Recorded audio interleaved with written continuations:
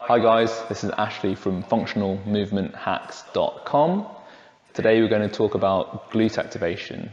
So as we all know, a sedentary lifestyle often leads to inactive glutes, which means that we come to train and need our glutes to fire, whether we're doing a heavy squat or deadlift, or any sort of movement which involves hip flexion or hip extension, where we require our glutes to work.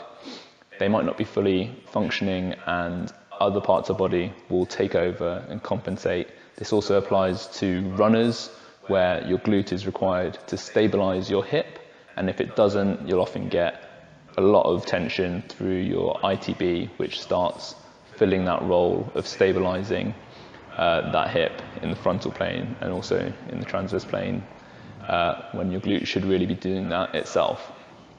So, I know a lot of you are bored of using your bands for your monster walks or your glute bridges, all the standard drills. I'm going to give you something which I believe is funner to do, but also more effective in that it is a much closer replication of the functional patterns that you use while you lift, rather than trying to isolate the glute with those kind of drills.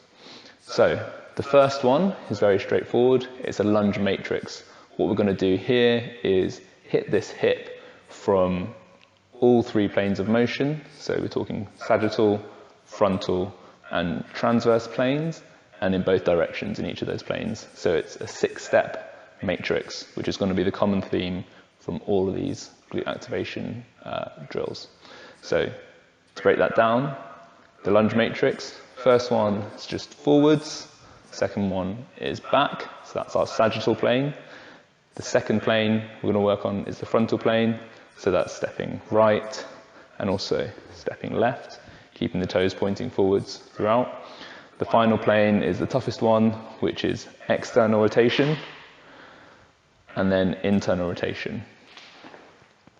And once you've done all 6 of these, you can do it maybe 3 steps in each of these directions. You'll actually be feeling your glute working, especially in the internal rotation lunge, as that's where you're maximally lengthening that glute.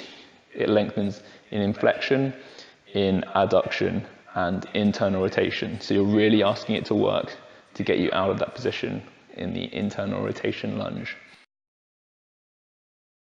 Stage 2 of the glute activation progression is to move to hops rather than lunges. This obviously increases the demand on the glute because you only have one point of contact with the floor, so the stabilization demands in the working hip are doubled, you could say. So in the same way that we did the 6 directions of the lunge matrix, we're just going to hop forwards, back to the start point, hop backwards, back to the start point, hop left, back to the start point, right, back, external rotation, back, internal rotation, back. And this principle applies to all the variations.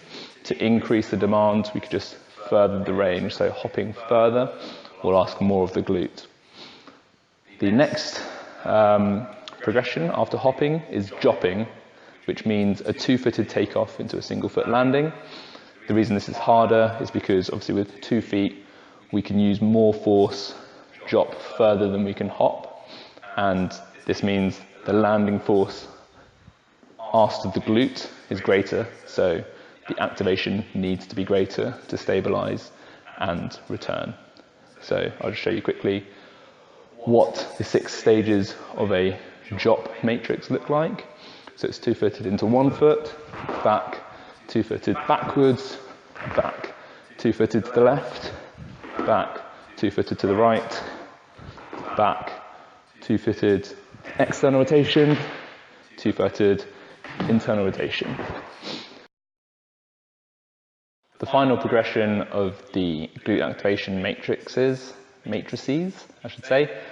is to add a reach or to add load into your drop matrix. So this will really encourage the greatest glute activation of all of these drills, as we're exaggerating the ranges of motion required. So for example, if we drop into our forward position and add a reach, we're adding extra flexion at the hip.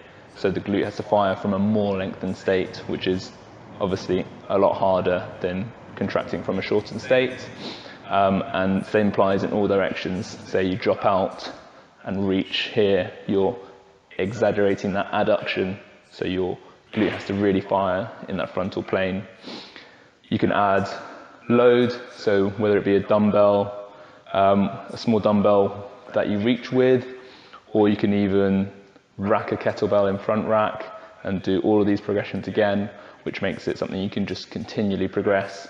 And if your glute is strong in all of these directions, I promise you, it will carry over to all your core lifts, your squats, your deadlifts, your lunges, obviously, and just really bulletproof your hips from all directions. Because, as we know, CrossFit tends to focus on the sagittal plane, a lot of forward, backwards, not a lot of left and right, and especially not a lot of twisting through the transverse plane. If your glutes are firing in all of those directions, the sagittal will become very easy and your mobility will go through the roof. Give it a try, let me know how you get on, and happy glute activating.